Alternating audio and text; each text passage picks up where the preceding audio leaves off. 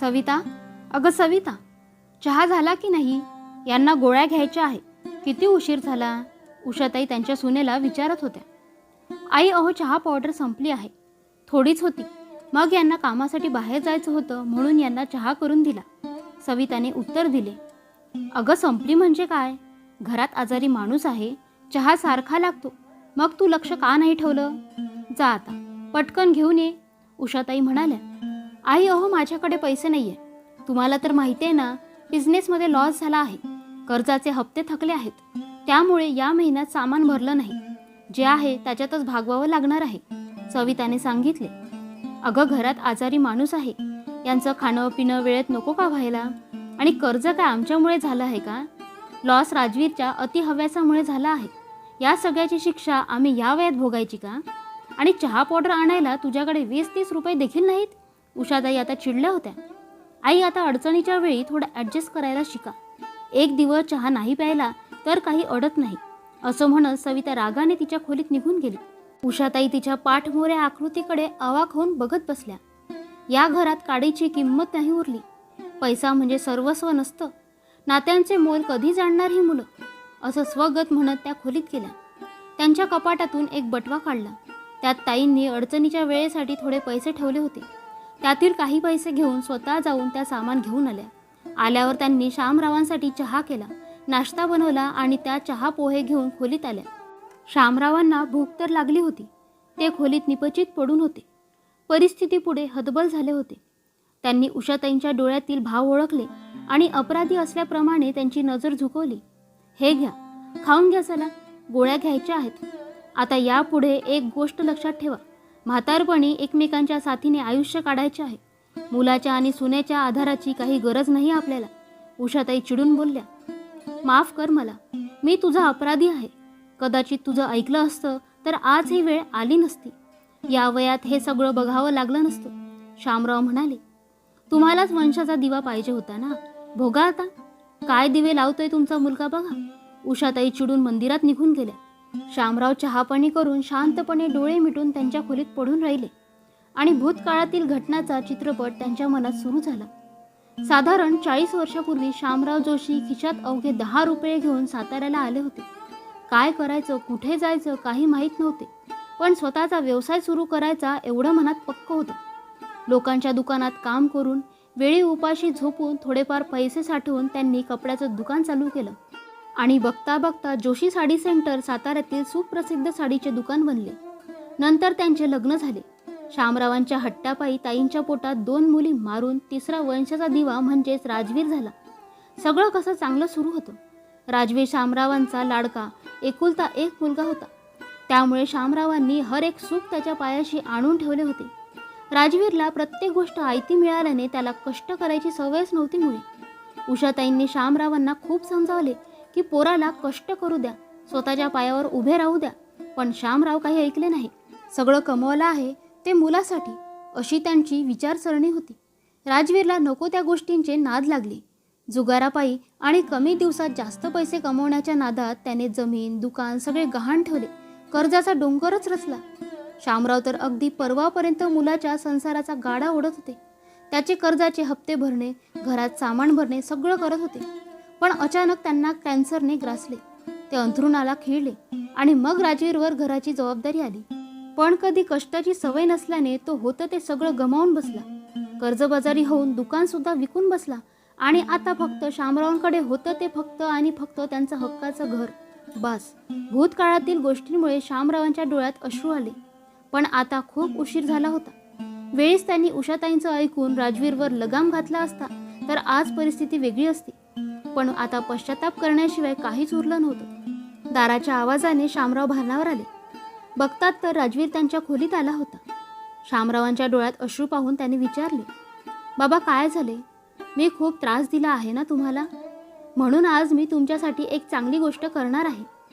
शामरावांनी आशाळभूत नजरेने त्याच्याकडे पाहिले. हे बघा बाबा, मी तुमचा आणि आईचा आरोग्य विमा काढला आहे. तुमची या कागदपत्रावर सही पाहिजे, राजवीर बोलला. राजवीरचे बोलणे ऐकून शामरावांना बरं वाटले. ते उठून बसले. आजारपणामुळे त्यांना अशक्तपणा आला होता. बोलायचीही ताकद नव्हती त्यांच्यात आणि त्यांची दोन्ही डोळ्यांची दृष्टीसुद्धा कमी झाली होती. त्यांनी हाताने खून करून ती कागदपत्रे राजवीरकडून मागून घेतली, पण कमी दिसत असल्याने त्यांना ती काही वाचता आली नाही. त्यांनी थरथरता हात मायेने राजवीरच्या गालावरून मायेने फिरवला. राजवीरने त्यांच्या हातात पेन दिले. तितक्यात उषाताई मंदिरातून जाऊन आल्या. त्या खोलीत आल्या आणि राजवीरला शामरावांच्या शेजारी पाहून त्यांना आश्चर्य वाटले. इतक्या दिवसात वडिलांची साधी चौकशी पण न केलेला मुलगा आज चक्क येऊन त्यांच्या पुढ्यात बसला होता. राजवीर, तू आज बाबांच्या खोलीत कसा काय? उषाताईंनी विचारले. अगं आई, काही नाही, ते जरा काम होतं म्हणून आलो होतो. असू दे, नंतर येतो. असं म्हणत राजवीर कावराबावरा होऊन तिथून उठून लागला. त्याच्या चेहऱ्याकडे बघून ताईंना जरा संशय आला. काय काम होतं आणि तुझ्या हातात काय आहे? ताईंनी विचारले. अगं बघ माझा मुलगा, किती काळजी त्याला आपली. त्याने विमा काढलाय आपला. शामराव थरथरत्या आवाजात म्हणाले. होय, बरं, बघू बरं. मग असं मला बघून लगेच निघालास का? दाखव जरा ते कागद. ताई राजवीरला बोलल्या. अगं असू दे आई, मी उद्या वगैरे घेईन सही. बाबांना आराम करू दे. असं बोलत राजवीर तिथून निघू लागला. तेवढ्यात ताईंनी त्याच्या हातातील कागद हिसकावून घेतला आणि त्या वाचू लागल्या. अगं आई, अगं दे तो कागद. राजवीर बोलला, पण ताईंनी त्याच्याकडे लक्ष दिलं नाही आणि त्या वाचू लागल्या. वाचून झाल्यावर ताईंनी एक कटाक्ष राजवीरकडे टाकला आणि जाऊन त्याच्या श्रीमुखात लगावली. लाज वाटत नाही तुला? बाबांना अजून किती फसवणार आहेस? विम्याचे कागद सांगून हे घर तुझ्या नावावर करायचे कागदपत्र करून आणलेस. बापाचं मृत्यूपत्र तयार करून आणलंस. अरे तुझ्यासारख्या मुलाची आई होण्यापेक्षा मी वांझोटी राहिले असते तर बरं झालं असतं. अरे म्हातारपणी हे काय दिवस दाखवलेस आम्हाला. अजून काय केलं पाहिजे तुझ्यासाठी? फक्त हे घर राहिलं आहे, बाकी सगळं तर तू विकून मोकळा झालास. लाज नाही वाटली तुला वडिलांना फसवताना? उषाताई आता चांगल्याच चिडल्या होत्या. आई, अगं मी इतका अडचणीत आहे. इथे खायचे प्यायचे हाल चालले आहेत आणि तुमचा जीव या घरात अडकला आहे. मला संकटात साथ देणं, त्यातून वर काढणं ही तुमची जबाबदारी नाही का? राजवीर आता आवाज चढवून बोलला होता. त्याचा आवाज ऐकून सविता, त्याची बायको सुद्धा तिथे आली. तू अडचणीत आहेस रे, तर ते काय आमच्यामुळे? तुझ्या कर्माची फळं भोगत आहेस. आम्हाला आमचं कर्तव्य शिकवतेस आणि तुझं म्हातारा आई वडिलांप्रती काही कर्तव्य नाही का रे? सगळं आम्ही आमच्या जीवावर करतोय. यांचा इलाज सुद्धा माझे दागिने मोडून करते. 1 रुपयासाठी तुझ्यावर अवलंबून नाही आम्ही. अजून काय केलं पाहिजे? हे घर मोठ्या कष्टाने उभं केलं आहे आम्ही. तुला काय कळणार रे कष्टाची किंमत? तुला सगळं आयतं मिळालं आहे ना? उषाताईंचा पारा चढला होता. आई अहो, पुढे मागे दुसरं घर करता येईल. आत्ता हे विकून भाड्याने राहू कुठेतरी. यांच्या डोक्यावरचं कर्ज तरी जाईल. उषाताईंची सून बोलली. आम्ही या वयात भाड्याच्या घरात राहणार नाही. तुम्हाला काय करायचं ते करा, ताई बोलल्या. मग आम्ही वेगळं राहतो. तुमचा स्वयंपाक पाणी मला जमणार नाही. आम्ही दोघे काहीही करून खाऊ, सविता म्हणाली. खुशाल वेगळं राहा. सून म्हणून तुझ्याकडून आता माझी काही अपेक्षा नाही. नका खायला घालू आम्हा म्हाताऱ्यांना. बस आता पुरे झालं. जा इथून, यांना आराम करू दे, उषाताई म्हणाल्या. राजवीर आणि सविता पाय आपटत खोलीच्या बाहेर निघून गेले. ताईंनी खोलीचे दार लावले आणि डोक्याला हात लावून रडत बसल्या. शामराव हतबल होऊन अंथरुणावर निपचित पडून राहिले. आज थोडाफार मुलावर विश्वास उरला होता, त्याला सुद्धा तडा गेला होता. शामराव तर प्रचंड धक्क्यात होते. असेच काही दिवस गेले. राजवीर आणि सविताने ताई आणि शामरावांसोबत अबोला धरला होता.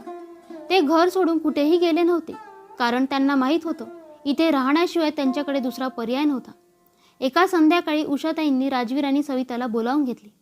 आम्ही दोघांनी मिळून काही निर्णय घेतला आहे, तो तुम्हाला सांगायचा आहे, ताई बोलल्या. राजवीर आणि सविताला वाटले आई वडील घर विकायला तयार झाले असावेत. ते मनोमन खुश झाले. आम्ही आमच्या पश्चात हे घर एका अनाथ आश्रमाला दान करणार आहोत. तुला आमच्या प्रॉपर्टीमधून आम्ही बेदखल करत आहोत. ही तुझ्या वडिलांनी कमावलेली प्रॉपर्टी आहे, त्यामुळे याचं पुढे काय करायचं हा पूर्णपणे त्यांचा निर्णय आहे. तुम्हा दोघांना एका आठवड्याचा कालावधी देत आहोत. हे घर सोडून तुम्हाला जावं लागेल. तसेच सगळे कागदपत्र आम्ही केले आहेत. ताई शांतपणे बोलत होत्या. काय? असं कसं तुम्ही वागू शकता? मला रस्त्यावर काढलं तुम्ही? मी कोर्टाची पायरी चढणार आता. बास, मला माझा हक्क मिळाला पाहिजे. तुम्ही हे घर कोणाला दान करू शकत नाही, राजवीर संतापून म्हणाला. हो, खुशाल कोर्टाची पायरी चढ, शामराव सगळं बळ एकवटून बोलले. बाबा, काय बोलत आहात तुम्ही? माझ्यासोबत असं वागणार तुम्ही? तुमच्या लाडक्या राजवीर सोबत? राजवीर शामरावांना बोलला. हो, खूप लाडका माझा राजवीर. तुला माहिती आहे, तुझ्या आईला दिवस गेले होते. तेव्हा त्या काळात गर्भलिंग चाचणी करून मुलगी होती म्हणून बाळ पाडायला लावले होते मी, आणि एकदा नाही, चांगलं 2दा. त्यानंतर 3ऱ्यांदा मुलगा आहे समजताच किती आनंदी झालो मी, कारण मला वंशाचा दिवा पाहिजे होता. म्हणून खूप लाड केले तुझे, सगळं कमवलं तुझ्यासाठी. ही मला किती वेळा सांगायची, लाडाने बिघडला आहेस तू, पण मी दुर्लक्ष केलं. किती अभिमानाने सांगायचो मला मुलगा झाला आहे, पण आज 4 चौघात माझं नाक कापलं तू.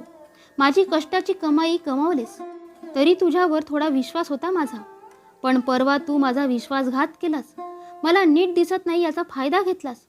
अरे तू बापाची काठी बनायला पाहिजे होतास, पण तू तर माझी आधाराची काठी हिरावून घ्यायला निघालास. तुझ्यासारख्या वंशाच्या दिव्यापेक्षा एखादी पंटी बरी. पुरे झाला आता. हे घर सोडून जा आणि परत तुझं तोंड दाखवू नकोस. आईबापाने कधीही मुलांसाठी प्रॉपर्टी कमावून ठेवू नये ही चांगली शिकवण मिळाली मला, असं म्हणून शामराव आणि उषाताई खोलीत निघून गेली. राजवीरला आता मात्र त्याच्या वागण्याचा पश्चाताप होत होता, पण कदाचित आता खूप उशीर झाला होता. आठवड्याभराने त्याला आणि सविताला ते घर सोडून जावं लागलं. त्यानंतर उषाताई आणि शामरावांनी त्यांच्या घराचे दार पुन्हा कधी त्यांच्यासाठी उघडले नाही आणि उर्वरित आयुष्य एकमेकांना आधार देत व्यतीत केलं. वाचक हो, वरील कथा कशी वाटली हे मला नक्की सांगा. आईवडिलांनी मुलांसाठी प्रॉपर्टी कमावून ठेवणे कितपत योग्य आहे याबद्दल तुमचं मत मला नक्की सांगा. कथा आवडली तर लाईक करा, कमेंट करा आणि चॅनलवर नवीन असाल तर अशाच कथा नेहमी ऐकण्यासाठी चॅनलला नक्की सबस्क्राईब करा. धन्यवाद.